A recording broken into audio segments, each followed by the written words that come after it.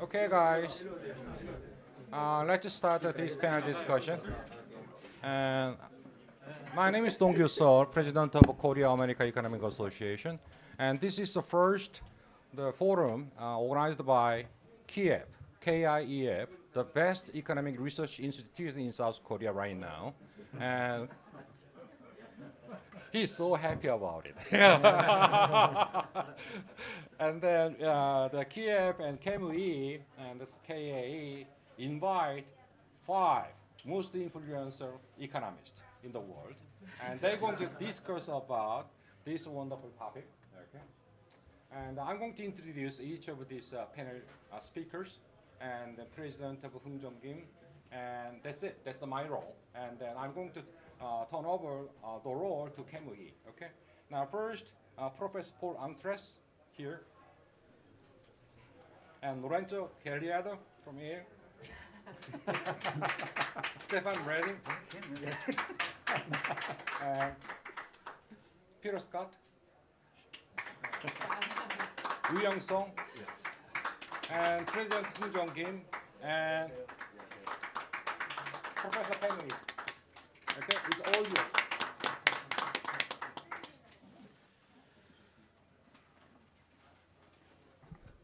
Good morning. Thank you for coming to this session. It looks like it will be very interesting. So without further ado, let's begin. And I'm going to start with Professor Hoon-Jung Kim is going to get, Dr. Hoon-Jung Kim, who's the president of KIEP, is going to give some opening remarks. Thank you. Yeah, very short opening remark I will do. President Jang Yosun, the Korea-America Economic Association, and then Professor Kim Lee, EMU, and the former President Seol Dong-gyu, okay, right, of the KIEA, and also all the distinguished panelists and guests. Good morning. Thank you for joining KIEP, KIEA forum. We have gathered today to discuss the economic security in the midst of trade war and the global supply chain uncertainty. Economic security has become a complex term which could have multiple meanings. It could mean resilience to business cycle shocks, resilience to embargoes, or the ability to produce all goods and services if the global trade and finance system shut down. The importance of the economic security has increasingly intensified due to recent international conflicts and confrontation in global affairs.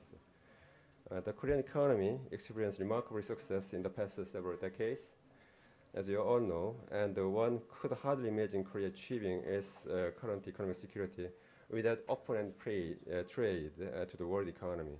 However, it seems that the recent destabilizing events, such as the trade war between the United States and China, and the Russia-Ukraine war, have weakened free trade across countries. Related, the U.S. and other countries have appeared to support the view that like-minded countries ought to cooperate for economic prosperity, as can be seen from the Indo-Pacific economic framework. Okay. It should not be so long. Yeah. Yeah. They have. Then, how should Korea, whose economy is deeply connected to the world, through complex net of supply chains, evolve for sustainable economic growth? What would be the implications for a country like Korea, for which international trade is critical to the economy? And what would be the implication for the Korean economy, caught in between the worlds of reshoring and technology independence? I truly hope that we seek and find answers in this forum today. And once again, I extend my warmest appreciation to all participants for joining this forum, and I look forward to a discussion where ideas can be expanded and insight can be shared. Thank you very much. 감사합니다.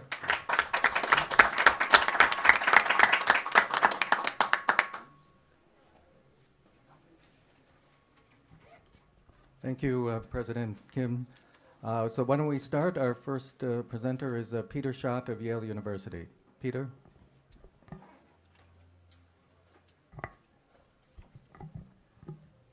Okay.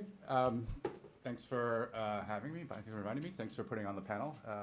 And I look forward to a lot of interesting discussion. So the question I was assigned, which I'm going to interpret very broadly, is there an economic rationale for the U.S. trade war with China? And I thought I would start off with just a little bit of a timeline on the modern history between U.S.-China relations. So I think the modern event that started all rolling was Nixon going to China in the 1970s. And then that was followed fairly quickly by President Carter extending diplomatic relations to China. And then that was followed even more quickly with permission for China to export to the United States as a most favored nation country, although that regime was on a temporary basis. So every year, conditional on the approval of the US President and the US Congress, exports from China to the United States would come in under the most favored nation tariffs. If that approval wasn't given every year, then they would go back to the regime where the tariffs would be as high as they were under the Smoot-Hawley system for the United States. So that was fairly straightforward, and there weren't too many, there wasn't a lot of discussion about that when China was both very small and didn't represent a lot of US trade. That changed a bit in 1989 when some in the US Congress voiced concerns about trading with a country that had the human rights record that China did after the Tiananmen incident. And so from 1989 through 2000, I would say as China grew, there was still agreement by both the Congress and the President to keep China under this regime. But there was, I would say, more resistance to it than there had been prior to 1989. In 2000, as part of China joining the WTO, China agreed to a bunch of reforms to its own economy. China joined WTO, and the United States extended a permanent normal trade relationship with China. So they ended this kind of annual renewal process for MFN status, and it becomes permanent. And that was a big deal because it ended this possibility, or effectively ended this possibility, for a big trade war to kind of break out between the United States and China. And during the early 2000s and into Trump being elected in 2016, there was this view that China was progressing the way the US and maybe Europe was hoping they would, to becoming more of a market economy. That, of course, then crashes to a halt when Trump is elected in 2016 and begins the trade war, which I guess is the impetus in part for this panel. Okay, so I just wanted to give a little backdrop and then jump in. So I thought being assigned to questions a lot like a final exam, and I love writing final exams that don't have a lot of math in them. They have a lot of discussion of the issues, and so can you explain in a concise way whether or not you believe there's an economic rationale for the trade war with China? And what I like to add in that the students don't usually like is something like maybe. And because really what's more important here, I think, are the ideas behind it than the particular answer. Okay. So my first reaction, which is the reaction I think of almost every trade economist, is no.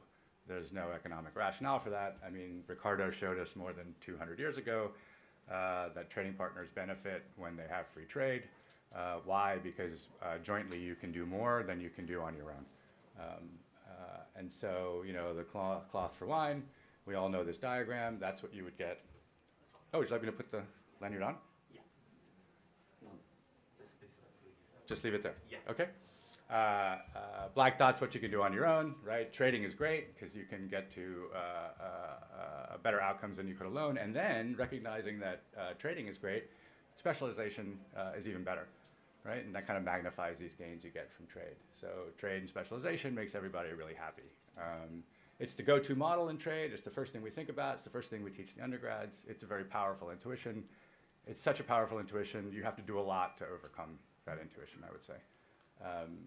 But it's a simple model. There's a lot of strong assumptions in this model, and one of the strongest assumptions, I think, is that reallocation is frictionless, right? So you can just move from one point to the other and kind of ignores any kind of distributional issues, et cetera. And of course, there's been, you know, trade theory that comes along after that kind of tries to answer the separate question of who gains and who loses. And so I thought for answer one, the answer is no. However, let's take a look at what the reallocation in the US was like after this change in trade policy with China. Maybe there's something about that reallocation or the lack thereof that might cause us to have pause with the simple answer that Ricardo would give, or the simple model intuition that we get from Ricardo. Okay, so a little history of US manufacturing, which was the sector that's most affected by trade with China directly. although there's lots of indirect effects. So this is US employment and manufacturing beginning in the post-war period. Up until 1979, which is the high water mark for US manufacturing employment, we hit 19.5 million workers. Up until 1979, recoveries from this cyclical sector were always, in employment terms, higher than they had been kind of before the crash. And that stops in 1979 and then begins this kind of long period of decline. So over the next 20 years, manufacturing employment drops by about 3 million. PNTR occurs in 2000, and then there's a very rapid decline in manufacturing employment. There's no real recovery before the Great Recession, and then there's another hit to manufacturing which occurs during the Great Recession. And there was some recovery after the Great Recession, and then kind of COVID comes along. But I would say, nobody's really expecting that this manufacturing employment would kind of go back up here, right? So manufacturing has changed in a lot of really interesting and important ways over this period. And so the first thing to notice is that decline in manufacturing employment was very fast. And the second thing to notice was that, in fact, in magnitude, in about 3 years, manufacturing employment drops as much as it dropped in the prior 2 decades. And that speed with which it declined, combined with the fact that it was not geographically diffuse, it was geographically concentrated. So there were some labor markets that were hit very hard, and then other labor markets which weren't hit as hard. And if you look at this map, the red areas are the part where, these are all counties, and so these are measuring kind of counties' exposure to the extension of permanent normal trade relations to China. It's pretty heavy in Appalachia and in the south, and then kind of in the Midwest. And if you compare this to kind of what you know about U.S. politics, these are also areas that are up for grabs in a lot of all the national elections that we've been having over the last 20, 30 years. So these are the swing states. And so I'll come back to the political point in a minute, but let me just focus on the fast reallocation or the fast decline in manufacturing employment and it being geographically concentrated. An implication of that is you see very stark reactions in these labor markets. So if you look at something like the unemployment rate and you compare counties before and after 2000, which is when the policy changed, and you assess, you could do this kind of comparison of what would it mean for a county to move from the first quartile of the distribution of exposure to the fourth quartile. You find very persistent changes that are pretty dramatic. So here, kind of on average, 1.5% jump in the unemployment rate. Another way to look at it would be the counties that have more exposure saw declines in labor force participation, again, that were persistent. And so these are largely, but not exclusively, white males, middle-aged, leaving the labor force. And I can show you lots and lots of figures like this about economic outcomes. Good. But you'd also see it in earnings, et cetera. You also see it, there's been a lot of research not just on the labor market outcomes. So studying these communities, you find that the provision of social welfare goes down, take-up of social safety net programs that exist, they increase. You also see it in health outcomes, and so this is a similar kind of figure looking at what are known as deaths of despair, so drug overdose, suicide, alcohol-related liver disease. These outcomes, this mortality outcome, unfortunately, also jumps up persistently in the counties that were more exposed. So I think of these last 3 figures as just trying to make the point that this was a pretty dramatic, for some workers who are in manufacturing, it's a pretty dramatic change in their lives. And, again, thinking just for the Cardian model, it's not like the point just moves seamlessly across that product space. So answer 2 is, well, there's something about manufacturing workers, or certain kinds of manufacturing workers are a fixed factor, right? That's a much more complicated model when we give it to the undergrads than the one with, than the simple frontiers that I showed you before. Maybe we want to think about the fact that there were, trade theory, if trade economists have a very simple answer, take some of the gains from the winners, give them to the losers. That turns out to be very hard politically in the United States, perhaps elsewhere. Maybe there was not enough anticipation of how much of an impact PNTR would have. Maybe there weren't sufficient policies in place. Maybe we want to interpret the Trump trade war as some kind of belated, backward-looking, not very well thought out, constrained way to redistribute ex post to the workers that were hurt. Maybe that's true. Again, as a trade economist, I'm quite dubious, and even if we wanted to do something like that ex post, this is probably not the way we'd want to do it. But maybe there's some rationale that one could make about that. So maybe there's like a maybe answer to this question. But even if that is the intention, right, I don't think it's likely to help, and for a whole range of reasons we might get into, but one of which is that the US economy has now changed, and you can't just go back, right? A lot of policy responses are wanting to go back. You can't go back. However, I would say it's more likely that it's not that, it's politics, right? And so there's a very nice paper, oh, not this one. This one's not so bad, but the next one's nice. So this is setting up the next one. So this one is, one of the things we looked at was whether or not political outcomes change. Similar kind of figure that I showed you already. And this one has this kind of interesting U-shaped pattern, which is after PNTR, there was a slight shift in the House towards Democrats in the US, and that was because Democrats had a reputation of being the parties of redistribution or the party of being anti-trade. But then it kind of comes to a halt in 2010, and that's with the rise of the Tea Party. So Tea Party's upset not just about trade. Tea Party's mostly upset about the Great Recession and about the mortgage bailouts and all that. But there's an element of the Tea Party that was anti-free trade, and that is a part in the Republican Party that's new. And so the support for Democrats goes away in part because Republicans try to steal the anger of the parts of the map that I showed you that were swing states. And then the really nice paper by Amit and co-authors looks at US import tariffs. So the Trump trade war comes along in 2016. Trump raises tariffs on a bunch of countries, including China, and other countries retaliate. And so this paper takes a look at the top solid line, looks at what the import tariff changes were in the US as a function on the x-axis of the county's votes for Republicans in the 2016 presidential election. And you see that U-shaped pattern. So what do? The import protection is highest in the counties that are up for grabs. If you were already like pro-Democrat or pro-Republican, there wasn't as much protection. So that's pretty clear evidence that this is like maybe an economic political rationale for what's going on in the trade war. And then another confirmation of that, if you look at how the tariffs were raised on the United States from other countries, they are highest in the areas that are most Republican, so that the other countries are recognizing that the politics are playing a role and they're trying to damage those areas. So I think answer 2 is like, well, maybe there's this thing about redistribution, but most of the evidence points to it being politics. And so maybe you want to call that an economic rationale, maybe not, political economy. Okay. Now, the one thing that was surprising is you might have thought, I thought, when Biden came in, regime changes, Trump's out. I thought Biden might unwind the tariffs and go back to kind of a normal approach to China. But things have changed, right? So one thing is China's not the same China that it was in the mid-2000s. China's drifting towards being something we're more concerned about in terms of their policies. And so when Biden comes in, he doesn't change tariffs. Good. He doesn't change tariffs. He instead doubles down. He keeps tariffs in place and also starts putting other restrictions in place, including technology transfer and industrial policies that do what? Primarily oriented around microchips. Microchips have always had concentrated production in Taiwan. That's been known for a long time. That hasn't really bothered us until now. Why is it bothering us now? Well, again, we're worried about national security. This is a pretty remarkable statement that Biden's trade rep made about how, you can't at the WTO do anything about national security. So if you thought I'm different than Trump, I'm not, right? What are we worried about? We're worried about these actors, right? And that's interesting if you go back now to where I started, and I'll end on this. Definitely it's true that the US gained from relationship with China. There's many ways to discuss that, but just a simple one is, manufacturing employment fell, but manufacturing value added kept going up. We reallocated and adapted like we always do in response to trade.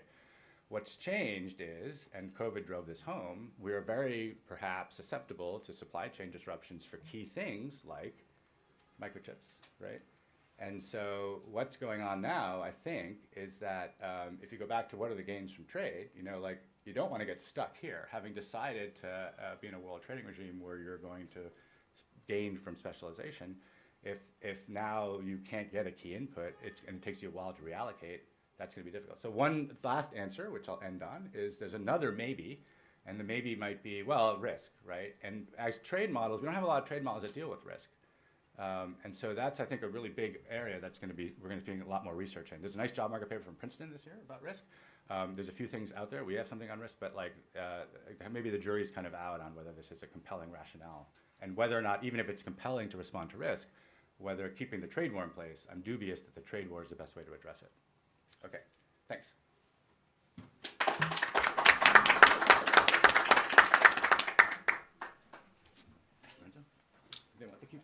next to you. I think we have time for one comment or question. Sure. Super fantastic presentation, Peter. One of the really interesting things is these areas that are geographically hit because of the geographic concentration of manufacturing. The economic shock seems to persist for a very long time, and there's not very much population mobility in response to that shock, which sort of contrasts with other points in US history, for example, where there have been big migration movements from the American South, for example, African Americans from the South to the Midwest. And so I wondered if you had any kind of thoughts on this sort of idea of the persistence of the shock, the lack of mobility, and the potential policy response for these declining places, because clearly trade policy is second best.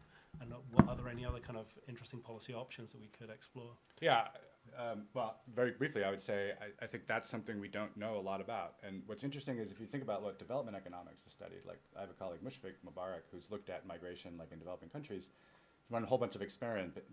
Is it an information asymmetry? Is it a risk story? But we don't have the kind of information about mobility in the U.S. that would kind of help us figure out. So I think the first thing is we have to kind of know why they're not moving, better answers about why they're not moving, and then maybe address a policy to respond to that. But I agree that that's the main friction, perhaps. Great, thanks a lot. Very insightful presentation. Lorenzo Caliendo from Yale University is going to give our second presentation on global value chains.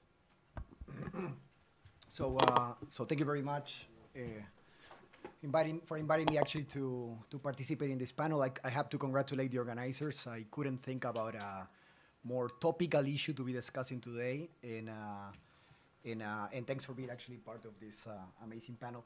The question that I was assigned basically, really basically in a way builds on what Pete was basically showing. To make it shortly, kind of the idea of the question was recent destabilizing events have generated uncertainty and weakened trade growth. Geopolitical motives seem to be dominating trade policy, and the question is, what would be the implications for GBCs? And how should academic researchers think about optimal GBCs, considering both efficiency and this type of geopolitical considerations? These are very good and very difficult questions. I'm going to try to give some hints on how to think about these issues. Unfortunately, I'm not going to give concrete answers. These are research questions more than something actually I can do in 10 minutes. So let me give you some motivation. So over the last 30 years, the world has experienced a series of, I would say, unprecedented events. The cumulative numbers of regional trade agreements in force went from something like 82 in the year 2000 to something like 355 today. China joined the World Trade Organization in the year 2000. And although these first two bullet points would have been impossible if we didn't have a rules-based approach to think about trade policy. Now, what happened after the Great Recession, and after that we have been seeing a more discretionary, I would say, trade policy. Brexit, the renegotiation of the North American Free Trade Agreement, the US stepping down from TPP, the US, of course, the US-China trade war that actually Pete just commented on. Then, of course, came another exogenous shock, I would say aggregate shock, which was COVID-19 and the Russian invasion to Ukraine. So let me try to put these things in perspective by looking at the data. So it's difficult to measure openness in general. One way to measure openness is by looking at imports plus exports over GDP. And what I'm plotting there, it's openness, let's say, of the world economy. And I'm going to basically focus on the last 30 years. If you were to actually look at Doug Irwin's recent research, he will show you that starting from basically even early 900s up to the year, I would say, up to the Great Recession, we have seen the world opening and unprecedented levels. What do you see today? It's the first 15. There's a big difference between the first 15 years of this picture and the last 15 years. The first 15 years, what you see is the world opening to trade. Here's where China joins WTO. And then you see kind of like a spike on world openness. Then, of course, came the Great Recession. And we haven't recovered the level of openness that we have seen before the Great Recession. What happened after the Great Recession? US-China trade war, of course, came COVID-19. Look at the last figure that I have there, which is 2021, and you see basically a growth in terms of trade growth, openness in the world economy. The latest figures from the United Nations, preliminary figures from this last year, 2022, shows that even today, it's even more open than 2021. Interesting, mostly driven by the first semester of the year. Of course, the second semester of the year, it's mostly, if you want, influenced by, of course, what's going on between US and Russia and Ukraine. So let me now basically change the scale and add the US. Well, the US, basically, of course, the US, this world economy, it's mostly driven, 25% of the world economy basically is driven by the US. The US has a very similar pattern. The US has been actually opening to trade up to the Great Recession. And after that, it has been some stagnation, if you want, and in fact, maybe more closening of the US economy. The levels of openness today, of course, are larger compared to the early part of this figure, but there's a clear difference between the first 15 years and the second 50 years. Let me add a couple of world players when you think about the world economy. And of course, one cannot actually look at the world like this and without looking at China. This is China. And what you see with China is a couple of interesting, I don't know if you see the cursor there. Okay, a couple of interesting observations. True, in the year 2000 when China joins WTO, even before the year 2000, we're talking about 1994, that's kind of when, in fact, the world economy already committed to allow China to basically eventually join the WTO. And this would have been impossible, again, if we didn't have a rules-based approach to think about these issues. China basically joined the WTO. China openness grew substantially to unprecedented levels. And after that, what we have been seeing is a very different picture. Of course, I mean, one needs to think about the numerator and also the denominator, right? And of course, this cannot grow forever. That's very clear. But there has been something going on in the world economy after, I would say, the Great Recession, and we haven't recovered to the level of openness that we have actually seen before that date. Let me add three more players, important players in the world economy. One is India. India, very similar picture, what we have seen with the other countries, growing in terms of openness from the early 1990, openness up to the Great Recession, even actually grew even beyond the Great Recession, and after that, basically falling in terms of openness. Again, the last year, mostly because of after COVID. COVID has been a good example in which GBCs have actually had help for the world economy to basically get access to certain important essential inputs, but it also has been a constraint because of other issues that we know, because of lockdowns and whatnot. I'm not going to focus on that. Let me change the scale for a second and add another very important player. Of course, this panel is about South Korea. I had to add South Korea into the picture. The picture of South Korea, it's not that different compared to the rest of the world. The scale is different. South Korea, of course, started at a much larger level, started growing in terms of openness. Again, here comes the Great Recession. And interestingly enough, for South Korea, it even actually grew even beyond the Great Recession, even at a larger level. In the year 2012, it's interesting, that's where it actually starts going down. That's when the US, South Korea Free Trade Agreement entered into force, interestingly enough. And after that, what we've been seeing is basically, of course, the level of openness of Korea is larger compared to the beginning period. But again, similar pattern that the first 15 years are very different compared to the last 15 years for South Korea, for the world economy. Now, are there exceptions? Yes. One big exception, who is it? It's, I have to change the scale for this one, of course. It's Vietnam. The case of Vietnam is slightly different because it not only basically opened in the first 15 years as the world economy did, most of the countries in the world, it did suffer from the Great Recession. It took a lot of time to recover from that, but after that has been actually growing nonstop. The role of, if you want, Vietnam in the world economy and becoming more open. So takeaways from me from this picture are going to be basically two. This difference between the first 15 years and the second 15 years. First, I think it's very clear that the world has become much more open. This phenomenon has relocated production and industries and firms and labor across countries. And openness has resulted in aggregate gains. But at the same time, this quite relates to actually what Professor Schott was basically saying before. It has also resulted in distributional effects. There have been distributional consequences from basically opening to the world. This has been shown by several academic studies, many of those actually produced by many of the participants today. But however, while trade openness basically it is historically high today. It has grew in the first 15 years. Over the last 15 years, trade openness has basically stagnated. So what has been the difference between the first 15 years and the last 15 years? I'm going to try to answer that question and basically relate to the question that actually were posted to me. The second observation has to do with global value chains. So value chains have become global. This is a fact about, of course, related to the openness of the world economy. And this has resulted in economic gains. And there's also several academic studies that actually have shown that. But at the same time, it has also resulted in certain countries which are basically central in the supply of, I'm going to say, important inputs in the world economy, gaining power in the world economy. And I'll give you an example. Think about, for example, Russia. Russia, as we know, it's one of the main suppliers of an essential input in the world in production, which is oil and gas. And the role of Russia has become important over the years, right, in terms of supplying this essential input. Of course, Russia has just is trying to invade, of course, Ukraine. What is interesting is that we don't have like a rules-based approach to think about how to sanction a country, basically, with these characteristics. An important supplier of an essential input in the world economy, and we don't have very clear ways to basically deal with sanctioning that. And in fact, countries in the world, given that Russia is so important at supplying these inputs, were not willing to even ban completely, basically, the exports, or if you want, imports of oil and gas from Russia. Why? Because there's clear economic losses when you think about this. One simple way to measure this is we went with Fernando Parro building on methodologies that we actually have worked on and that builds on other people basically in this room, thinking about a world economy with all the structure of global value chain. We thought about what would happen if the world basically were to go and ban the imports of gas and oil from Russia. What you see, so don't get, so yellow basically means negative. The only thing that it's positive is what you see green.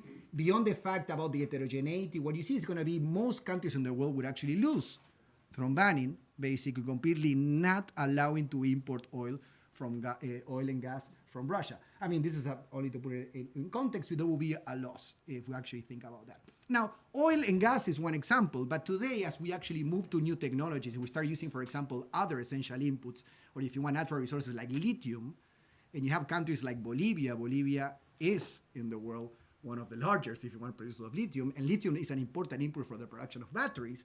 You might wonder to what extent, right, countries should basically get exposed to geopolitical risks of countries which had access to these essential inputs. And this is kind of what I insist. I think the rise we have been seeing lately has been the rise of geopolitical, which I'm going to say discretionary trade policy. And this is what I'm going to focus on the last 15, if you want, years. We have been seeing this. We have been slowly moving from a rules-based approach, let's say, based on the World Trade Organization, to something more discretionary-based approach, thinking about trade policy. Several examples. The trade war between U.S. and China is it's a clear example of that, about that. The U.S. discretionary, unilaterally, basically imposing tariffs on China. Part of the argument, especially on steel tariffs, had to do with national security.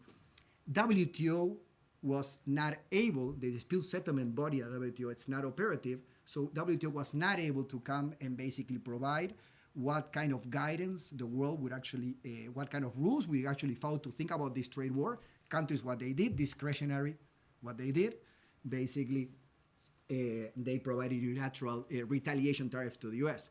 Other examples of this are, for example, the Indo-Pacific Economic Framework. This is new. The Indo-Pacific Economic Framework, it's, of course, it's, if you want, it's led by the U.S. It's kind of like a TPP version 2 without all the trade agreement involved, all the trade aspects of the TPP.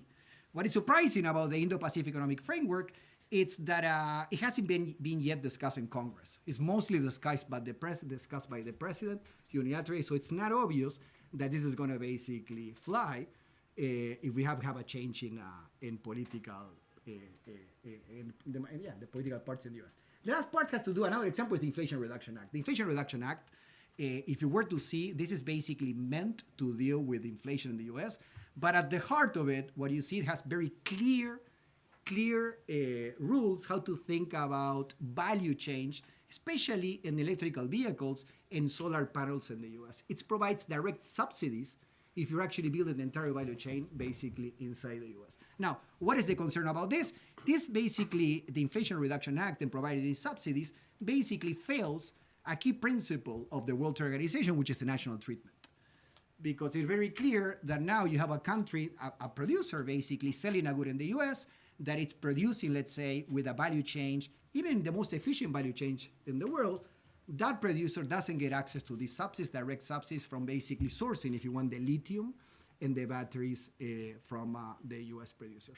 So this is kind of, I'm going to say basically my final remarks. Final remarks. I'm kind of really concerned about how the world is moving to using discretionary policy, and what we have today, if you want the WTO, which should be the one enforcing rules, it's not stepping forward to do that. So basically, the final remarks, I think discretionary trade policy has implications on GBC. It generates uncertainty, clearly. And it adds distortions to think about sourcing strategies. And here basically goes part of the answer to the question. When thinking about these geopolitical reasons, one way to think about it is if it adds uncertainty, if it adds distortions, how do we actually think about what will be basically the optimal sourcing strategy? What are the economic effects? Clearly, we need more research and more data to deal with these issues. Data, it's another big limitation when thinking about global value chains. And I think the future looks promising. I'm going to give a comment about this. Lastly, countries are adopting what I find it's like, I was surprised about this, value chain rules, which are very local. An example about this is, of course, the Inflation Act in the US. It's an example, but the other one is Germany in Europe. So the Germany Supply Chain Act, it's at the core of it, it's kind of the idea of responsible sourcing. When thinking about who do you source from, are you sourcing from countries that have certain labor standards? What are the implications about that firm that you source from in terms of how much it actually generates emissions and pollutes? Interesting, it's going to generate a tracking system to evaluate compliance on certain, basically, on sourcing. And definitely that's going to generate much more data. We're going to actually learn from all that. I think what might be needed is more like a global view, global rule-based approach to think about these issues, and not directly countries, discretionary thinking about what should be the best sourcing strategy, taking into consideration what seems to be mostly geopolitical reasons and not efficiency. So thank you. Thank you very much.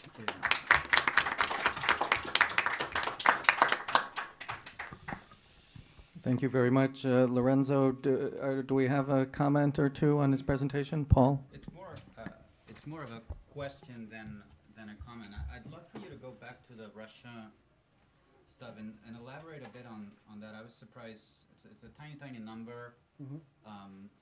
And I guess on the one end, I'd like to understand this better, what's behind this. You might want to say a bit, if you didn't, about different countries. I mean, I guess it kind of touches on things I'll talk about, but I imagine the impact for Korea might be higher than for other countries.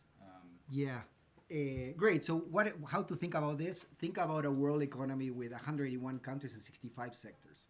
Among those sectors, 65 sectors, there's two sectors, which is oil and gas. And think about the data on the entire trade and production, sectoral linkages, and suppose the hypothetical exercise, which is the world economy, standing in the year 2018, because that's kind of the data we stand, decides unilaterally, every single country, to impose infinite restrictions, infinite tariffs on the import of oil and gas from Russia.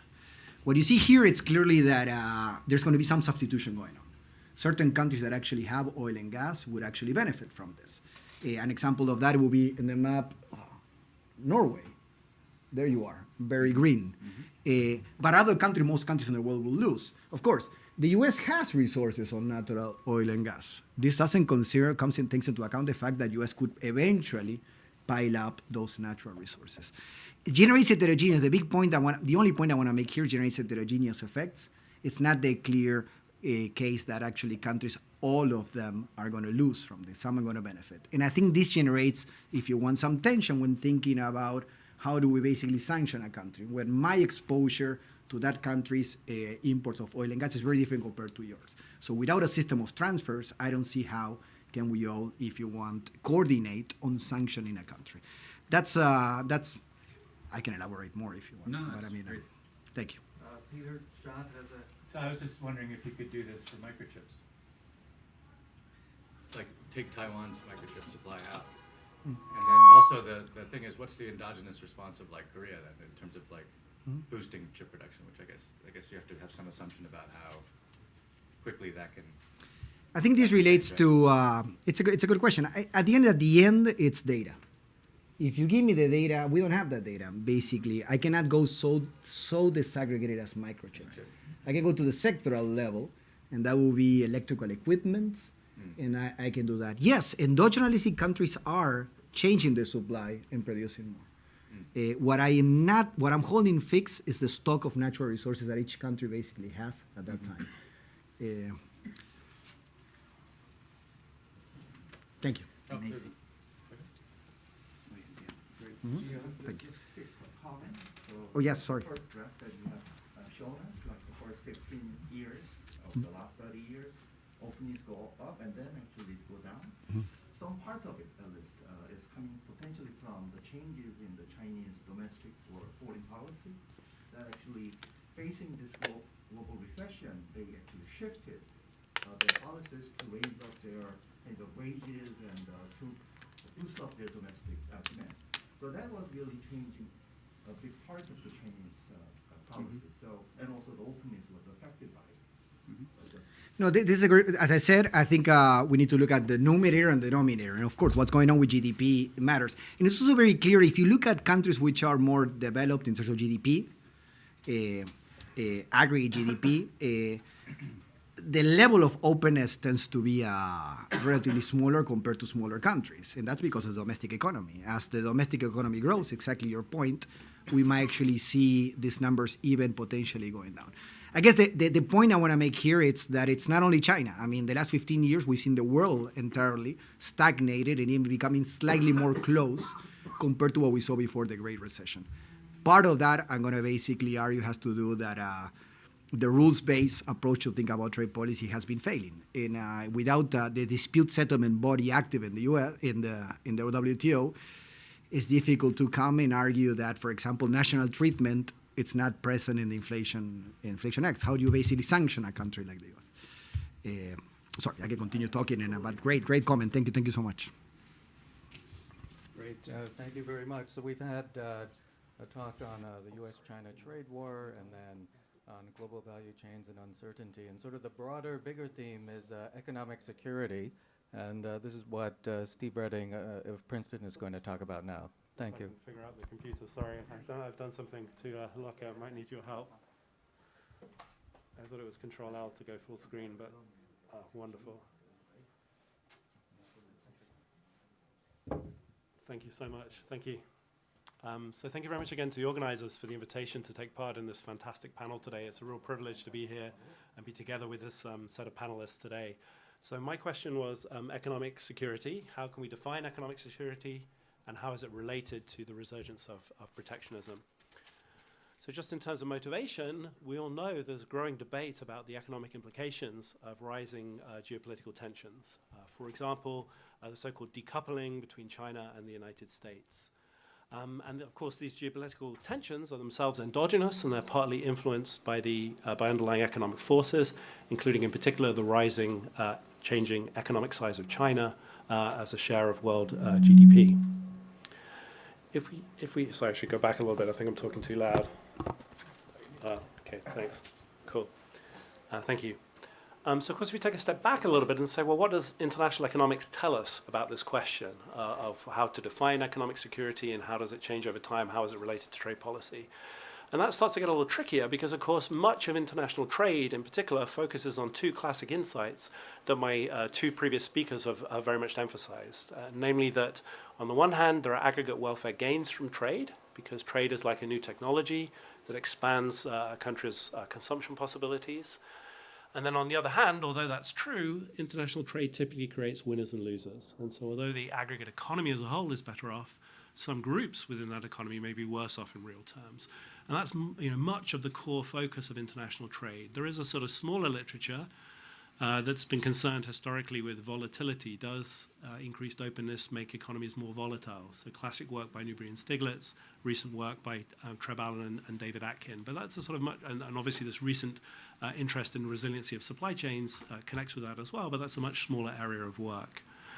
And so what I'd like to do is spend the rest of my talk just thinking a little bit more detail about how exactly do we define economic security, how can we build on trade theory to think about that, and then what is the role of trade policy? How is security influenced by offshoring, onshoring, reshoring, or to use Janet Yellen's terminology, friendshoring, and how should we think about those? So if we look back in history, the effect of trade on economic security is actually heavily debated. So not often can I go all the way back to 1758 with a quote from Montesquieu, but arguing here that the natural effect of trade is to bring about peace. And if we look here within the United States, that idea that increased trade brings about peace was very, very influential. Here's another quote here from Cordell Hull, the US Secretary of State. I will never falter in my belief that enduring peace is closely connected with increased international trade. And that heavily influenced US policy in the post-Bretton Woods period, as Lorenzo already discussed, in terms of developing multilateral institutions to try to increase trade and foster peace between nations. And it was also, of course, core to the foundation of the European Union. There's actually a very interesting recent paper by Philippe Martin, Thierry Meyer, Matthias Tönig that revisits that question and actually suggests that it's much more nuanced than either Montesquieu or Cordell Hull had emphasized. So they make the point that, on the one hand, greater bilateral openness between countries might reduce the probability of bilateral conflict, because I'm more dependent on you, you're more dependent on me, neither of us wants a war that disrupts that relationship and imposes costs on us. But on the other hand, greater multilateral trade openness, if I become open with all nations around the world, that might actually increase the bilateral probability of a conflict, because now I'm less dependent on you, you're less dependent on me, which reduces the cost of a war between us. And so this is actually quite a kind of subtle question. More generally, thinking about recent events in Russia-Ukraine very sadly have perhaps cast doubt on the idea that increased dependence between countries reduces the possibility of conflict. We all know Germany pursued this policy of Ostpolitik, of trying to bring Russia into the global trading system and the global security system by fostering economic ties. And that doesn't seem to have been very successful, and in the sense that increased dependence on Russia has given Russia a bargaining chip that it quite aggressively used in the opening stages of the Russia-Ukraine conflict. And then more broadly, there's a very interesting international relations literature connected with this question about economic dependence and how economic dependence on a nation influences political outcomes within that country. I wanted to draw attention to a recent book by historian Nicholas Mulder called The Economic Weapon, who makes the point that if you look back in history, there's a long history of blockades, so exploiting economic dependence of a country on you during the time of conflict. And so the classic example is the Napoleonic War, where Britain imposed a naval blockade on France. France imposed a continental blockade on Britain, trying to use economic dependence as a weapon during war. But Mulder makes the point that actually if we look forward in time, and this key change happens in the interwar period between the First and the Second World War, now increasingly economic sanctions are seen as an alternative to war. That if a country is economically dependent on me, I can use sanctions as an alternative to fighting. And so we've seen that in the Russia-Ukraine war, that Western Europe and the US, although they've supplied weapons to Ukraine, they've obviously held back for reasons not wanting to escalate from direct military involvement, but they've tried to use sanctions as an alternative to military conflict to influence outcomes on the battlefield and political outcomes. And so what I want to do now is try to take that insight and connect it back with economics, and in particular build on some recent developments in the economics of networks, which I think provide a very kind of fruitful framework for actually quantifying and measuring economic dependence, and then perhaps connecting that economic dependence with political outcomes within countries. And so I just want to begin by highlighting a very important fundamental paper by Baki Fahy in 2021, building on earlier work by Holton in the growth accounting literature. And then in recent work, David Baki and colleagues, Rudy Bachman, Ben Moll and others have actually built on their framework to think about the Russia and Ukraine conflict. And so in particular, these models of networks provide a sufficient statistic for economic dependence. How dependent am I on you? Well, that's something I can compute at least up to a first order approximation from directly observed data, like expenditure shares or sales shares. And so Rudy and Ben Moll and David Baki in their recent work on Russia-Ukraine actually implement that for Russia-Ukraine, and they try to answer the question, what would be the economic cost on Germany of a ban on oil and gas imports from Russia? How do they do that? Well, one way of thinking about it is we can think of there being some aggregate production technology that uses energy E and regular inputs such as labor and capital X. What is the cost of losing access to energy imports? Well, clearly that's going to depend crucially on what you think the elasticity of substitution is. How easy is it to substitute away from energy towards other factor inputs? If we're in a Leontief world where we can't substitute, well, output's going to fall with the loss of energy inputs. If we're in a Cobb-Douglas world, it's going to fall, but it's only going to fall depending upon the expenditure share or the cost share in the production technology alpha. So what they do is they show that up to a second order approximation, we can again develop a sort of sufficient statistics approach to quantifying what the cost of the loss of access to energy imports will be. And they come up in their preferred baseline estimates with a GDP decline of around 0.5 to 3%, which is actually much smaller than German policymakers initially claimed. So the German chancellor was sort of claiming this would be catastrophic to lose access to imports of oil and gas. And of course, as you all know, recent events, that the question of whether to have a ban has been taken out of Germany's hands because the Russians themselves have cut off the energy supplies. And actually, when you look at the data of what's happened since that event, it seems to be quite consistent with David Bakke, Ben Moll, and co-authors' predictions. So these methods can actually provide us a reliable way of quantifying what is the cost of losing access to this input in a foreign country that we're dependent on. And then moving on from that, I'd like to highlight some recent work by one of my junior colleagues at Princeton, Ernest Liu, has a terrific paper with Oleg Tazinski from Yale, where they try to take this idea that the economics of networks can provide us with a way of quantifying the cost of losing access to a trade partner. Much of the work so far has really been focused on a static model there, where essentially I lose access to my trade partner and then I jump immediately to the new equilibrium without access. Obviously, we all know in the real world there are adjustment costs. It takes time to reallocate resources to substitute away from energy inputs in our previous example. And what's so fundamental about Ernest and Oleg's paper is that they actually revisit that question of measuring economic dependence in a dynamic world where there are actually adjustment costs.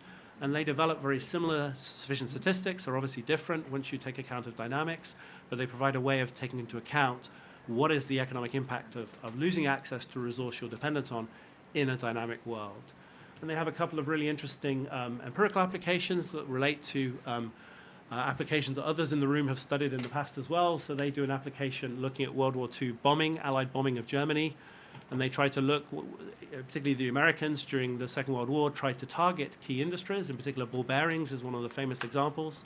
And so Ernest and Oleg tried to use that and compare it with the predictions of their model and answer the question, what happens if you take out a ball bearings plant? If you think about that as bombing is a large negative shock to productivity, what does that do to the rest of the economy? And the key thing in their model, there's a difference between what it does in the short run and what it does in the long run. And so I think, we're really getting a whole toolkit here that we can use to think about these questions. Okay, great, thanks, Kimu. And then building on with that, Ernest and I, together with a PhD student at Princeton, Benny Kleiman, who's on the job market this year, and I want to advertise him as a superstar, really amazing, great job market paper, his own sole authored work, entirely separate from the work he's done with Ernest and I. So we develop a kind of more classic international trade framework where we try to take these networks techniques, these advances in the economics of networks, and show by sort of manipulating, by building on some of those earlier results, you can actually construct a matrix for countries around the world that we call the friends and enemies matrix. What do we mean by that? Well, in the rows of this matrix, you've got the countries that are exposed, the ones who are experiencing the shock. In the columns of the matrix, you've got the countries that are being shocked. And so in our case, we look at the effect of productivity growth. When productivity growth occurs in a country, so for example, connecting with our discussion today, China gets much bigger in the world economy as it grows through its domestic reforms. That's like an increase in its productivity. Mm-hmm. How does that affect countries around the world? How are they exposed to China?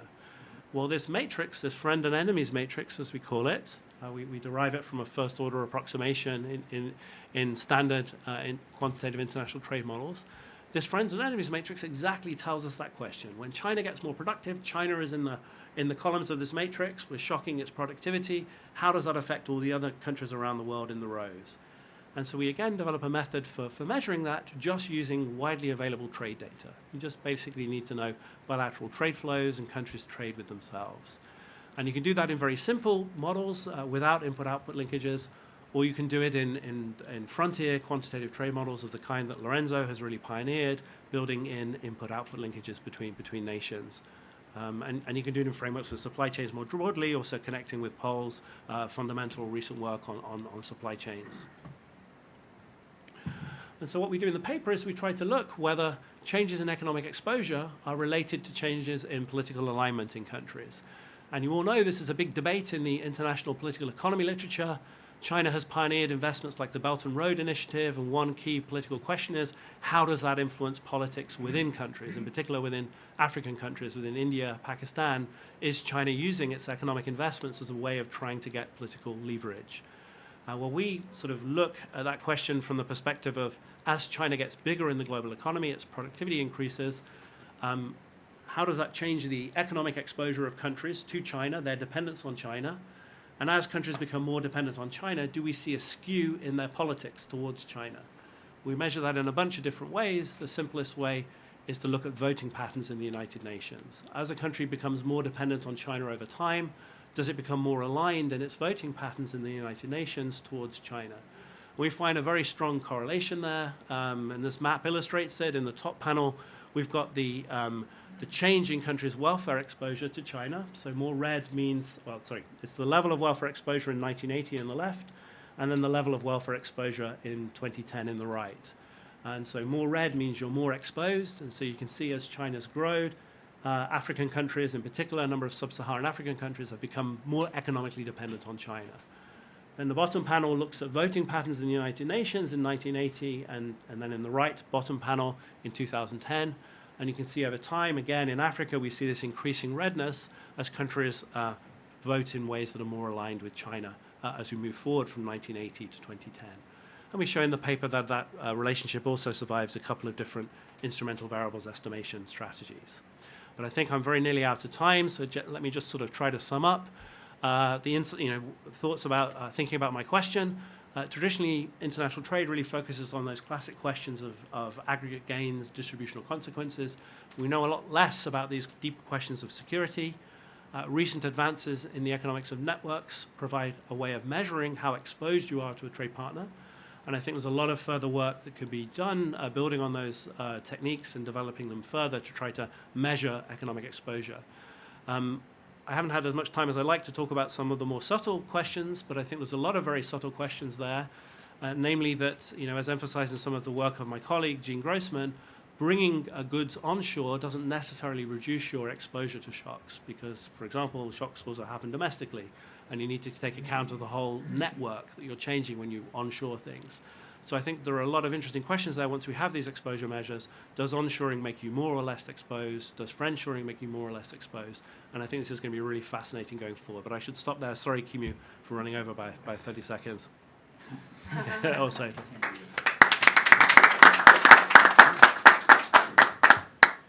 a lot, Steve. Do we have time for? We have time for one or two questions or comments from the panelists. I guess I'll turn your question around that you asked me back to you. Like, it strikes me that one of the interesting things that emerges from that is thinking about policies that target the elasticity of substitution. Right? So if you want to be more resilient to shocks, which I guess then suggests things like you build excess capacity, there's a productivity hit from that. That's kind of the job market paper, like the Princeton guy. Right. But it's interesting to think about other ways that you might, having, it's like the Thierry, that paper, more allies means more possibility of substitution. Yeah, that's a really interesting question, really, really fascinating there. So what is the appropriate policy response to resiliency? And as Peter hinted in asking the question, it's actually quite subtle because, of course, firms, when they make these decisions, are also taking into account their exposure to risk. So they're making that decision. And so really it comes down, the policy implication comes down to the sort of classic question, to what extent are the firm's decisions socially optimal, or the firm's internalizing everything that a policymaker, really would like to internalize. And one way the firm might get it wrong, for example, is it doesn't take into account the sort of systemic risk of the whole network, because the firm is only concerned about the risk it faces for its own profits and not about that wider systemic risk. That's actually something I'm kind of super interested in working on going forward over the coming months. I think that's a kind of a great question. I think we still don't know a lot about it. It's certainly clear that the Biden administration is encouraging a lot of production of semiconductors onshore.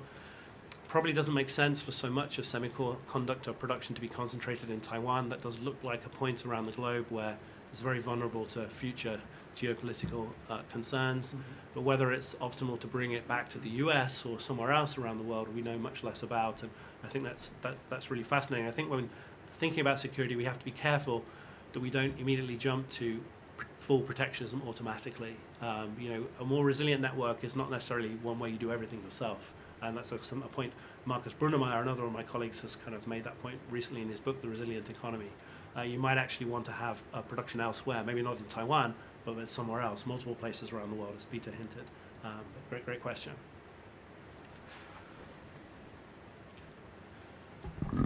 That's great. Thanks a lot for this for all your insights on this difficult topic linking economic and geopolitical security. And as Peter was saying, it seems that one key theme is the availability of substitutes, the elasticity of substitution as kind of a key metric in studying this question. So now we're going to return to global value chains again from a longer run perspective, and Paul Antras is going to talk about that. Thank you. Well, thanks a lot, Kemu. Thanks a lot, Kemu and the organizers for inviting me, and also for setting up the panel in a very organized manner that I think is going to facilitate conveying sort of a unified message. I also want to thank them for putting me together with such a distinguished panel. These are some of my favorite economists, both for the technical aspects of their work, their creativity. That's something I've always admired, but also, as you've seen today, for their ability to actually communicate complex economic concepts in a very down-to-earth manner. So I very much enjoyed the panel, at least up to this point. I'm a bit nervous. Okay, so what was the assignment? The fourth question is, we're currently witnessing some signs that GVCs are shrinking. What are the driving factors that affect this trend? And what are the future trends of global production networks? What would the implications be for a country like Korea, for which international trade is critical to the economy? So I read this and I thought, oh boy, I'm in trouble. There's a lot to tease out here. So let me sort of try to dissect it little by little. So let me first talk about the facts. The statement, we're currently witnessing some signs that GVCs are shrinking. And yes and no, I want to push back a little bit, in the sense that certainly we're seeing some signs, some indication of shrinking, but most of it is coming from anecdotal data. In the sense that we can think about firms that have reshored, that have moved things around. We can think about case studies of sectors where there's been significant reallocation. But if I look at aggregate statistics, the way Lorenzo did and the way that I'm going to do in a second, I don't think the message is too clear. Okay, so let me go back to a graph that Lorenzo was showing on the ratio of world trade to world GDP. I think I just have exports here, so the numbers are somewhat different, but the pattern is very similar. And with a very fast expansion in the 80s, 90s, and 2000s, Great Recession comes, and it's basically flat or even declining. A lot of people have made a lot out of making projections based on the last 12 years of data or so. But as Lorenzo already kind of anticipated or hinted, this is really all driven by China at some level, in the sense that if I take out China from the picture, yes, there's globalization. The growth did not continue, but as Lorenzo anticipated, you would have a hard time writing down a model that would not have predicted this. We wouldn't have expected this to keep growing over time. Now, China, maybe Ji-Hyung was saying maybe that has to do partly with domestic policies.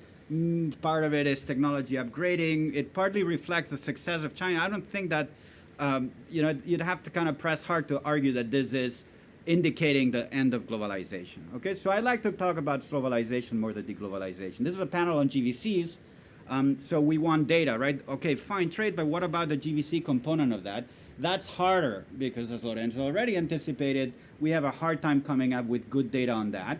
There's lots of great efforts to do so, but they come with a long lag. So if I look at the data, I could infer a decline in the percentage of world trade coming from GVCs from the Great Recession to 2015. But what's happened since then, we don't really know very well. I don't think things, if I go back, it looked like it was declining in that period and then maybe stabilized. So I just don't see in the data anything that systematically tells me we're deglobalizing and GVCs are shrinking. And what's the problem with anecdotal data? You might say, well, it's more up-to-date data, we should trust it. It's a little bit problematic. It's also problematic to focus on,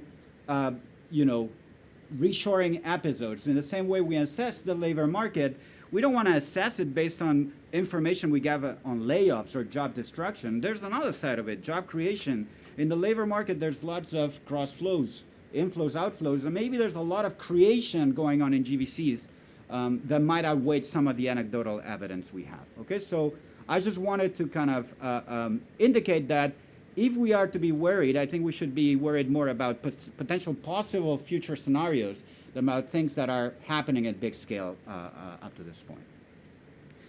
What are the driving factors that affect this recent trend of GVCs?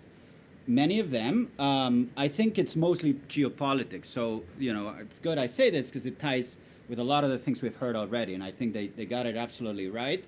I would sort of make a distinction between and that's something maybe that has been less put forth, but there's a tangible form of trade policy wars that are happening, and they might be affecting some firm decisions. But I do think that there's another aspect, which is uncertainty. That even if, you know, we might anticipate that, you know, the trade wars are not going to be here for the long run, we might put some probability of this happening. We might put positive probability on decoupling scenarios, and that's going to basically lead firms to pause and think hard and not invest more than they would otherwise. So I wanted to make that distinction.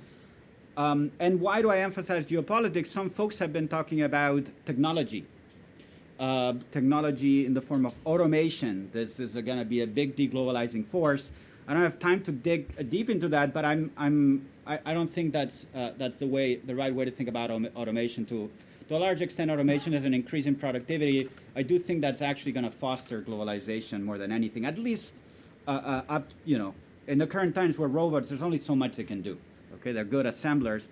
They're not good at producing very, very fine things. There's one aspect of technology that's going to tie to some of the things that came up that I want to emphasize, and I'll come back to it, which is when I look at GVCs, the main GVCs, the auto industry, many other sectors, these are sectors where scale economies are very important. There's large fixed costs in setting up these GVCs.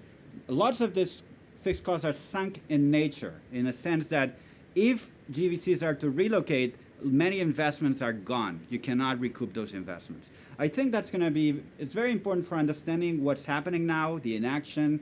I think it's very important for outlining future scenarios. So I'm a huge fan, and Lorenzo knows that of his work, but I do think this dimension, which is very hard to build into models, it's a very crucial one in delineating scenarios. And I'll try to hint at why that might be the case. Okay, so then we go on to, you know, an even harder question. What are the future trends of global production networks? Okay, so every time I'm asked about the future, I like to remind myself of what I'm actually doing. So there's a nice quote from Galbraith that sort of, you know, treat everything I'm going to say with a grain of salt, the same way that you should treat astrology with a grain of salt. But jokes aside, I mean, really, what I'm trying to say here is that the way that I'm going to approach this in trying to give you a probability distribution over possible outcomes. We understand what the outcomes might be. We understand there's outcomes that might entail full-fledged decoupling. There might be scenarios where in 6 months we read in the press, we see Biden and Xi shaking hands and it's the end of the trade war. There's all sorts of scenarios that we can consider, and then the issue is how much probability we put on different ones. And in that sense, I'm perhaps less pessimistic than others. I think all of us were at Princeton a few weeks ago at an event with a panel discussion on the future of the world economy, and it was you know, it was very pessimistic views all in all. And I felt I was a bit less pessimistic than many others. Why is that? First, it's the issue that although COVID crisis, Russia, Ukraine, geopolitics have shown companies to be vulnerable to risks, and maybe the trade-off between efficiency and risk did not look right exposed, I'm less sure that it wasn't right ex ante, in the sense that diversification is obviously a good thing.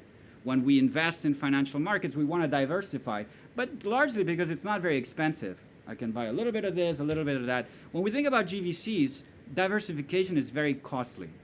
Setting up supplier networks entails high costs. There is a reason why companies don't have 10 suppliers for each of the things they need.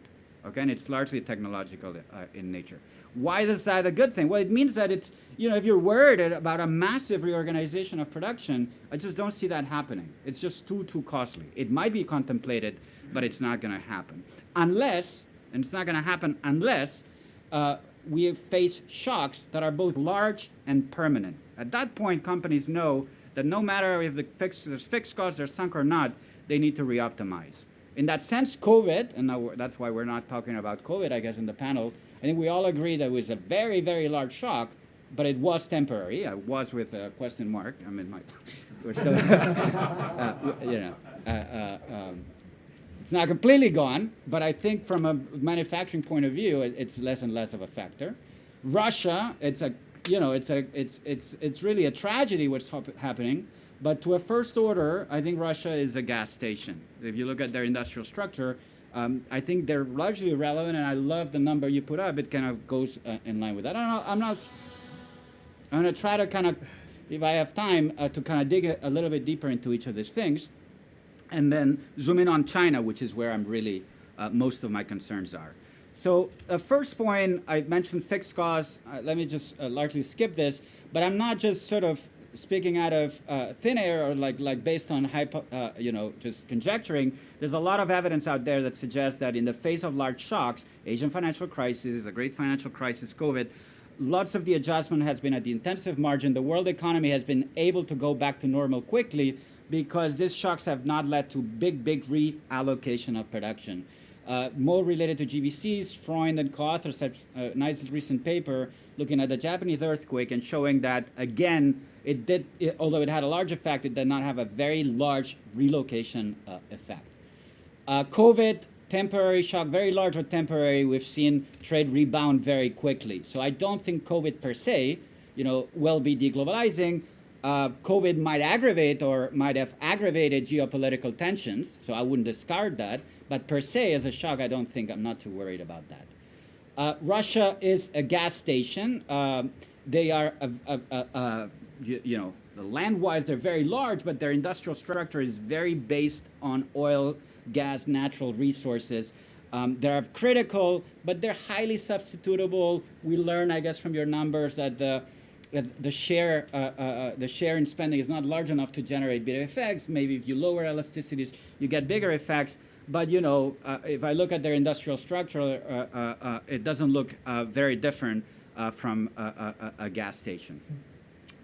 China is very different, and that's why I'm a bit more worried. They have a big foot in many industrial sectors, and it's obvious that a scenario with decoupling would be much more costly to the world economy.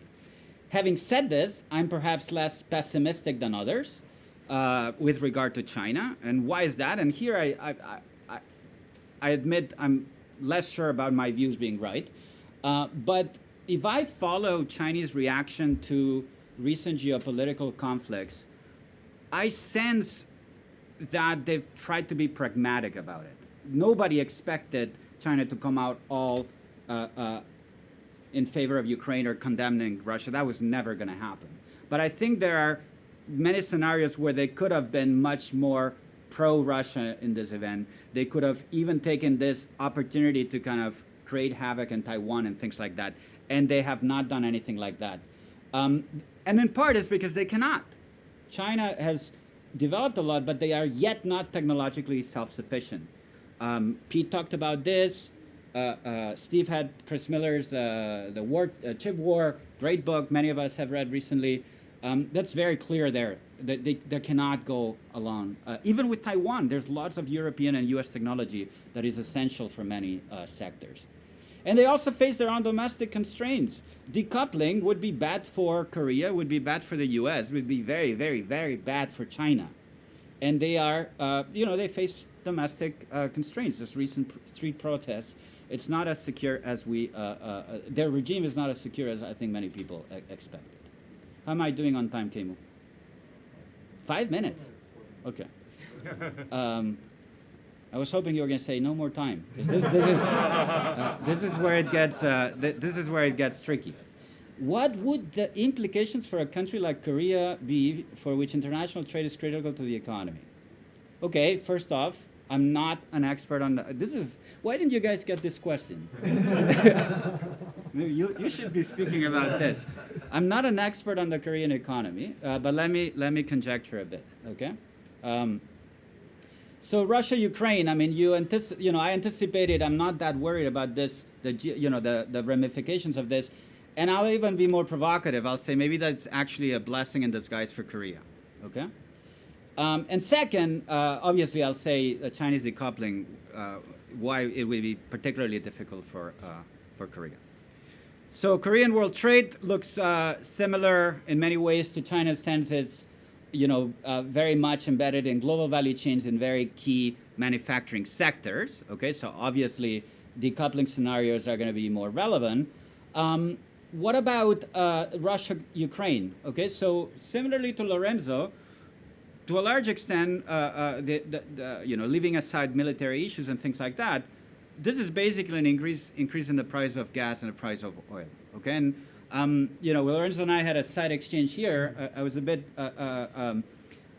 bit confused about the positive impact that embargo or ban had on Korean economy. I would have expected it to be negative because Korea is a large importer of oil. So maybe I'm wrong about everything that I'll say here. But it seems to me that Korea had been complacent in being very much energy dependent on other countries for many decades. It's sort of, if you look at their sources of energy, renewables are like nothing, right? It's very, very small. Maybe solar panel is not just practical there, I don't know. But there's other forms of renewable energy. So obviously, in the short run, and again, maybe I'm missing something, but trade deficit in Korea has been like ballooning in the last few months. So it seems that this has been a quite significant shock, and that's not a good thing. But it might lead policymakers to reevaluate the energy policy, which might be only not good for Korea and being less energy dependent, but quite frankly, might be a good thing for the environment and for the world more broadly.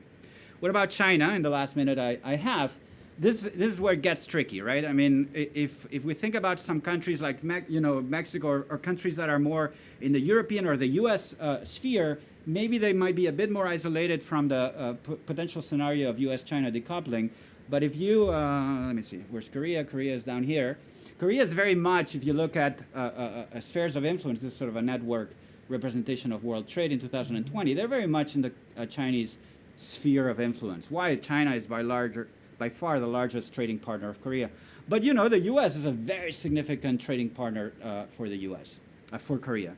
So there's the danger, I view that in a potentially decoupling scenario, Korea might be left in what one might call no one's land, in the sense of not being able to go along without China, but not being able to go along without U.S. And a simple way to illustrate that, and that's going to be my last figure, is if I look at, and it sort of ties to global value chains, if I look at how Korean value added makes its way to the U.S., there's a non-trivial share of it that is actually mediated by China.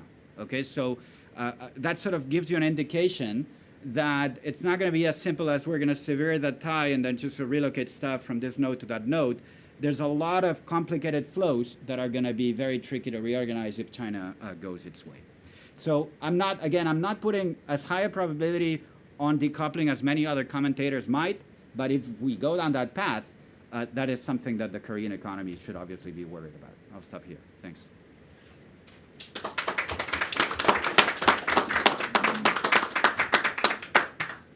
Thanks a lot, all, for treating the question in a very detailed and thorough way. Do we have comments or questions? Professor Sung? Yeah, just questions. I talk more about Korean economy in my slide. Yeah, perfect. but we just simply looking at the graph actually. So a lot of things seem to have happened after the financial crisis, right?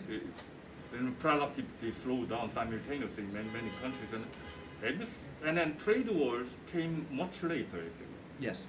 So have you thought about possibility that the great financial crisis did something about the global value chains?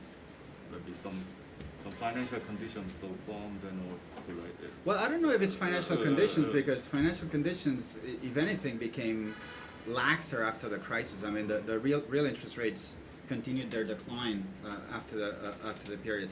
I mean, if anything, I'd imagine. I mean, I'd flag two factors, and I think the first one is the key one is uncertainty. I think the world economy, you know, this was the great financial crisis, put an end to this end of the great moderation in the sense of like the world economy had reached sort of this steady state where we were going to get rid of any big events, and that sort of I think put a lot of firms on alert, and uncertainty is going to create some decline in expansion. The other thing is, and I admit it's a little bit harder to kind of why exactly that year, but you know, a lot of countries that have been recipients of investment of GBC activity, they grew a lot, their wages got higher. China was much less appealing in the 2010s than they were before. But there's an inflection point, right? So it's not just a gradual thing. There was a very clear inflection point. So presumably that might have to do with uncertainty, but maybe you folks have other answers on that. That's a good question. Super interesting presentation. I wanted to ask a little bit, so on hyperglobalization, one of the things you emphasize in your other work is that one of the reasons why trade flattened out was that hyperglobalization was very unique in the sense that there was this huge technological change with the invention of the computer and internet and email on one hand, and then also global political events like the fall of the Iron Curtain, China's domestic reforms, its emergency for the world economy. And so those were temporary forces which have led to this globalization as you demonstrated. I was just wondering, and it relates to some of Lorenzo's slides as well, just thinking about looking ahead and the future role for technology, that's particularly hard to anticipate, as you also mentioned, but in particular the role of trade and services. And so one of the things that's going on in the world economy is the structural change towards services, which is, Lorenzo hinted at this, is part and parcel of the decline in China's ratio of trade to GDP as a sort of structural change. And so I was wondering if you had any thoughts as to how that's going to affect the form of international trade. For example, digital printing could mean there's a trade and a service, which is the idea. I beam the idea to you and then you print it locally. That's still trade, but it's trade and services. It's a bit speculative, but I'd be curious if you had any kind of thoughts on that, on how the future of technology is going to shape world trade. Feel free to say no, because I know it's so speculative. No, I love astrology. Let me leave jokes aside. No, I mean, look, I've looked into this. In terms of services, it's really not very clear the way it's going to go, in the sense that I can make two statements that I think you might agree with, but if you think about them, they're actually pushing in different ways. On the one hand, a move from manufacturing or other tradable sectors to services that are less tradable, the more we spend on this less tradable stuff, obviously that's going to put downward pressure on the trade to GDP ratio, no doubt about it. At the same time, however, these things are becoming more tradable. Okay, so there's, I don't know how many people out there listening to us.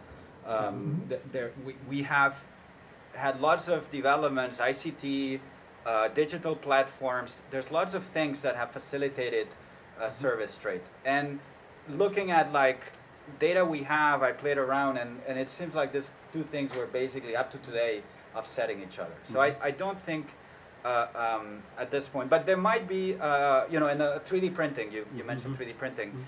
Again, it looks a lot like automation, where, you know, I don't need foreign workers, I can do it here. But, you know, the one paper I've seen on 3D printing, which is by Caroline Freund, again, shows a positive impact on trade, maybe through productivity, whatever it is, like this aids, what do you call it? Hearing aids. It's sort of a case study, but it's a very nice one, and it indicates very little negative impact on trade. So, yeah, I mean, certainly things to consider, but I don't think they're likely to be first order.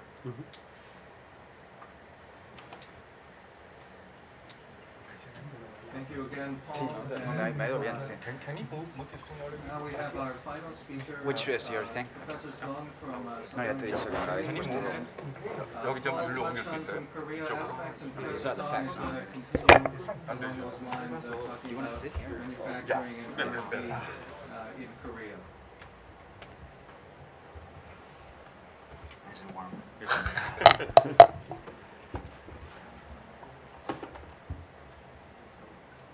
이건 뭘로 하는 거예요? 이거 조정은? 스페이스로 넣는 거예요? 예. Thank you.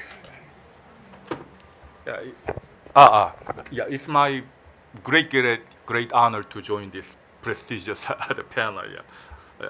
And my question is about the relationship between innovation and manufacturing, and the effect of the current the world order on the rate of innovation. Is just a rough guess, but I think it's important for the following reason.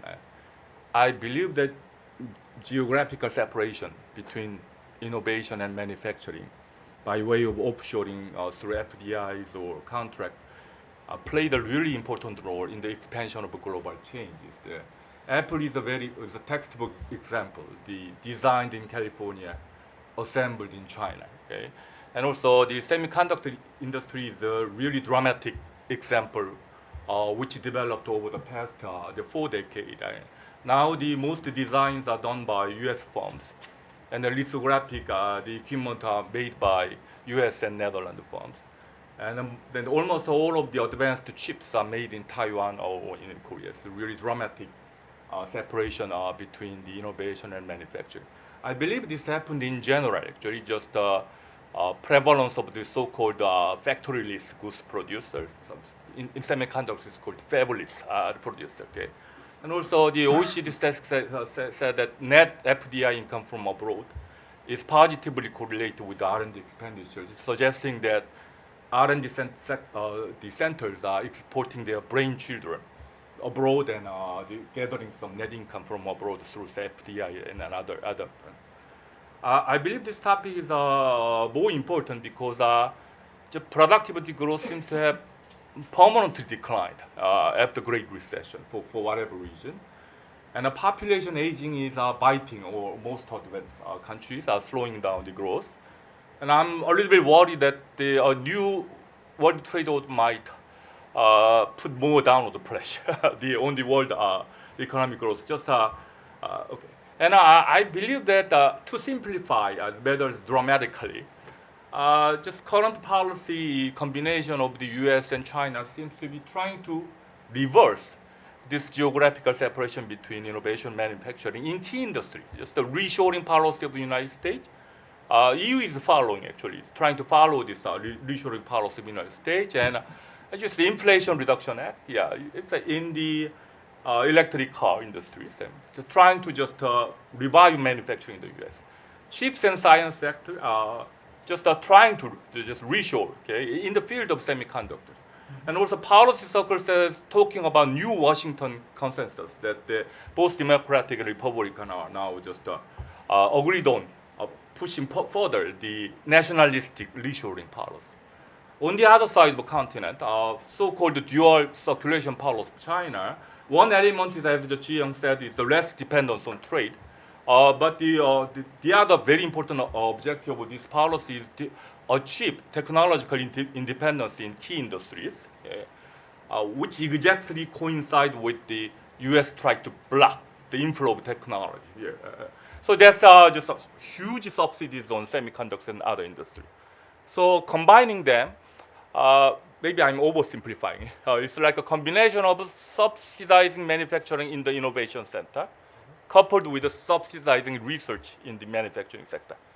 Both will work toward reversing the geographical separation. At least in the field, actually. There seem to be two camps. Okay? On the relationship between the innovation and manufacturing. Just the one camp, it takes a more traditional view on the manufacturing. Just they emphasize complementarities between manufacturing and innovation. No manufacturing, no innovation, some kind of thing. Okay. So they argue that knowledge spillover from manufacturing to innovation just exists through, say, the face-to-face contact between producers and researchers. And information flows within an integrated form, which does both manufacturing and innovation. I'll just tell you that this happens inside a firm, within a firm, and also the old story of industry level externality. Okay? The other camp, they emphasize the substitutability or trade-off between manufacturing and innovation. Okay? And this is close to the vision of the Silicon Valley. So they emphasize that there are resource constraints, especially human resource constraints between manufacturing innovation. So resource released from manufacturing can reallocate to the invention sector. So less the manufacturing means more research. So just let me talk a little bit about it. It's a little bit technical, so I'll just go very fast. But the argument for complementarity. So Nagabi Ottaviano is a theoretical paper, and in their model, only North innovate and South does not innovate. And if the North offshore their production, manufacturing to the South, their innovation rate goes down. And because South does not innovate, world innovation rate goes down. And an important paper by Otto and R, actually, that they argued that China shock just decreased manufacturing improvement, okay? But they also argue that it destroyed innovation too, because a lot of firms are gone, destroyed by the China shock. So both manufacturing and innovation are diminished because of the China shock.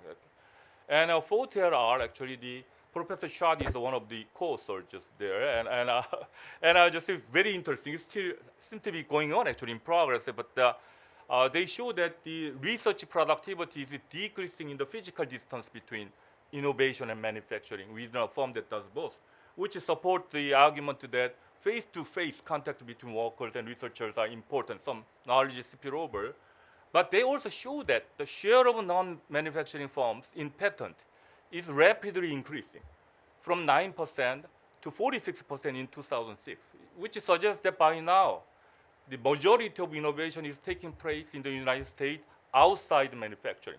So which seems to support actually the second view actually. And Branston and Arj have a similar argument using the Taiwanese case. About the other school actually, the Rodriguez Clark are using the Eaton-Copton model of Indonesia's technological the parameter and show you that in their model, offshoring is the equivalent to importing labor from the low-wage countries. And they show that just the story, offshoring by releasing labor for innovation increase the level of technology in the rich country, but opposite happens in the poor countries. So that's one thing. And Akolakis and R actually use the quantitative model, management model with offshoring. In their model, offshoring means that number of varieties invented does not have to be equal to number of variety produced, usually adapted in the standard model. And they show that offshoring, this is important, by realizing gains from specialization, comparative advantage, increase the number of products produced. You just, the former paper says there are opposite effects on the north and south, right? Yeah? So on average, we don't know. But here, in the second paper, comparative advantage is important, actually. Okay, so some countries which have comparative innovation do more innovation than manufacturing. And the opposite the countries like China do more manufacturing than innovation. So comparative advantage stories. I have a little working paper which used the Roman model with the global knowledge spillovers that just offshoring increased the global long-run growth because it realized comparative advantage, but trade does not affect the long-run growth rate. So offshoring is more important kind of for the long-run growth than the trade. And also I show that subsidy on manufacturing in a country with a comparative advantage in research, like the US, lowers global growth. But that subsidy on research in a country with a comparative advantage in labor endowment, like China, also lowers global growth. It's a story of comparative advantage. This policy is kind of the diminishing the gains from specialization. The empirical argument are just the Fortel R, Blumen R, and they show that unlike, it's incomplete with the author's story, and then they show that US manufacturers reoriented themselves inside firms, actually, away from production toward innovation, and also offshoring in response to Chinese import competition.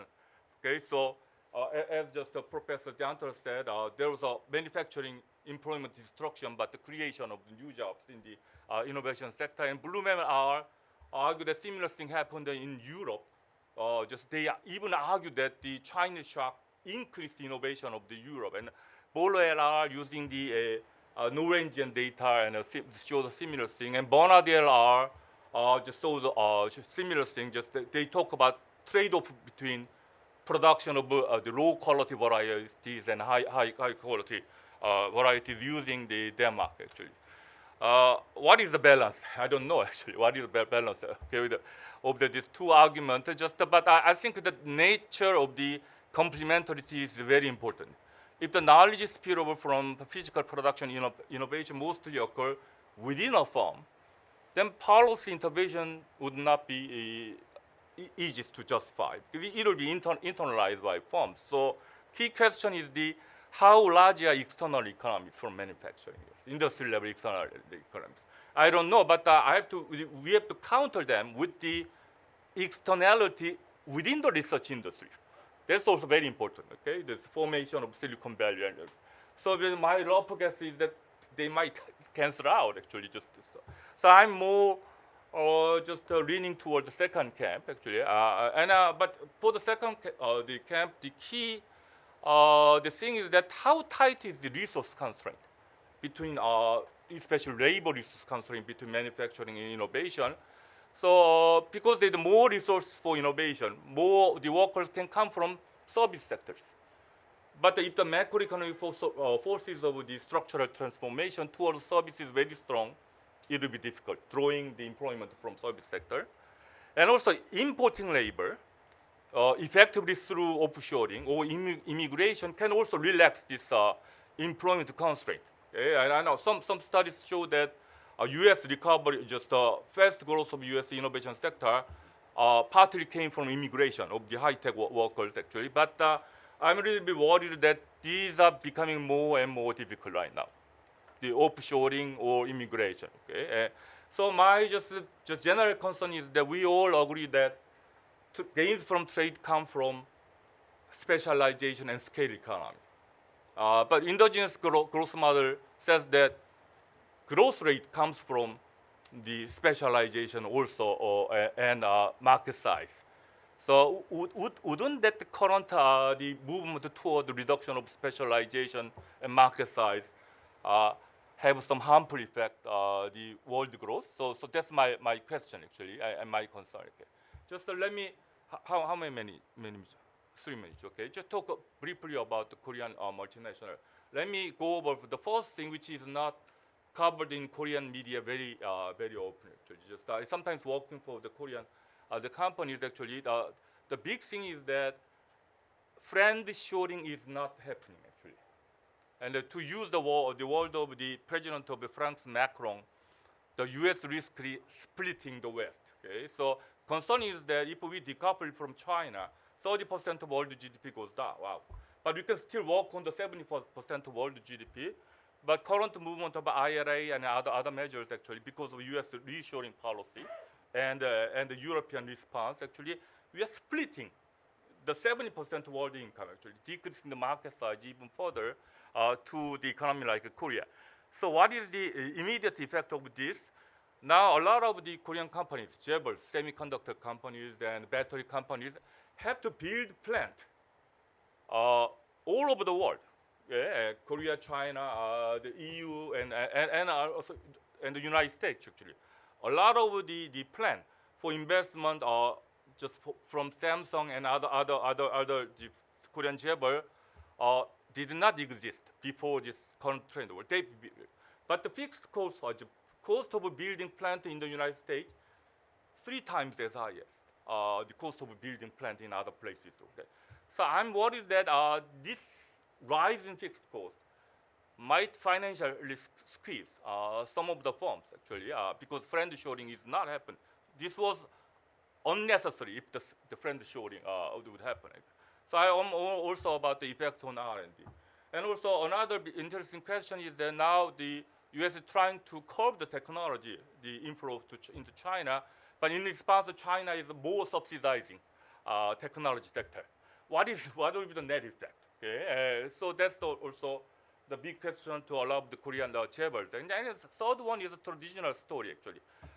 Some Korean media that usually says that if U.S. block the import from battery import from China, the Korean firms will gain more of the U.S. market. But that's the good news.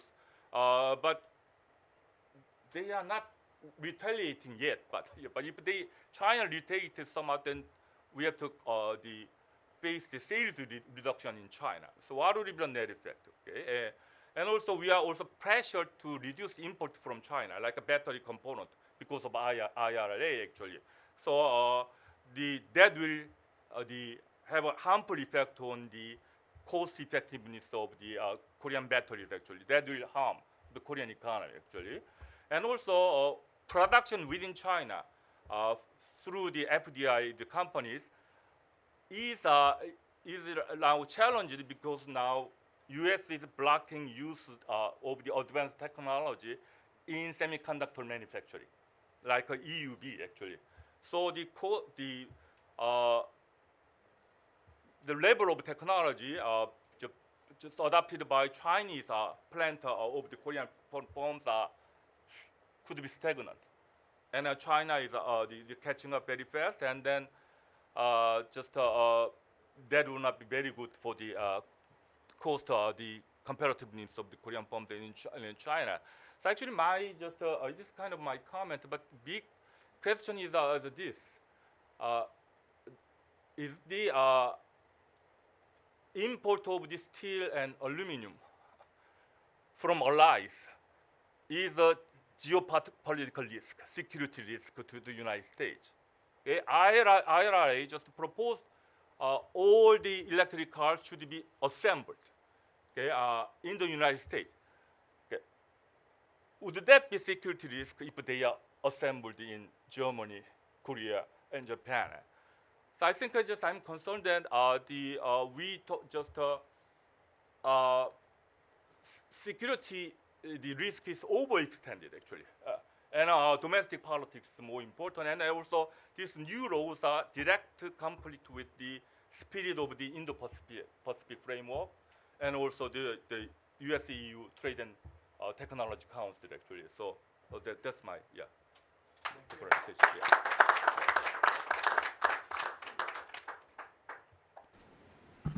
Thank you, Professor Sung, for bringing all of this back to Korea and some of the challenges it faces. Do any of you have comments or questions? Paul? Yeah, just a quick comment on this issue of the fixed cost, the R&D. There's one aspect that didn't come up in the panel that I think might be worth putting on the table, which is rising interest rates. So it's unclear exactly what the path of interest rates is going to be. Nominal ones are going up, but for to try to curb inflation. But if we enter an era of rising interest rates, that's obviously going to interact with all this. Many companies are coming with large amount of debt. New investments are going to be more costly. R&D is obviously an activity where often the returns from that are down the line, and interest rates are a very key price for those investments. So I think I mentioned it before, but I do. It's sort of related to work I'm doing now, but I see it more and more as a factor to kind of consider and how. You know, if you look at the 80s, 90s, and 2000s, which is the expansion era, this is an era of ever declining real interest rates, and I don't think that's just a correlation.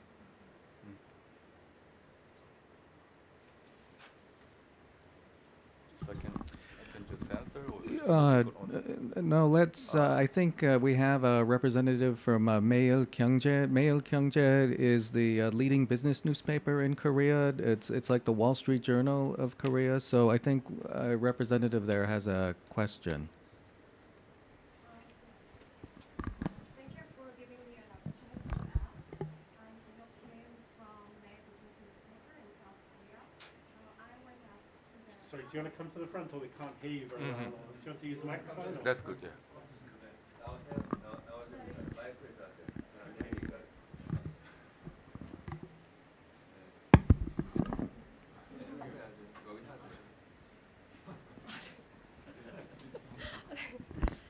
I want to ask to the panels about the nearshoring toward Mexico or other Latin countries. The U.S. government promotes nearshoring against China, especially so-called One Belt, One Road policy.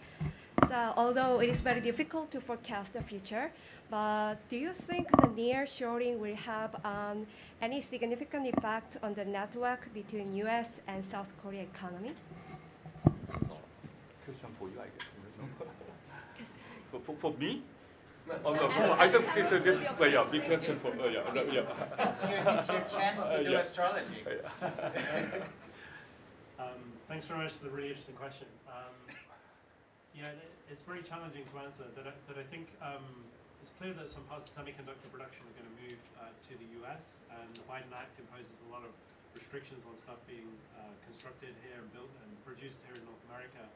There are likely to be effects on other parts of the global value chain. I guess the crucial question is going to depend a lot on Korea's input-output linkages with China versus Korea's input-output linkages with the US, and the extent to which the provisions in the Inflation Reduction Act limit the ability to import components that are produced in stages of production in Korea.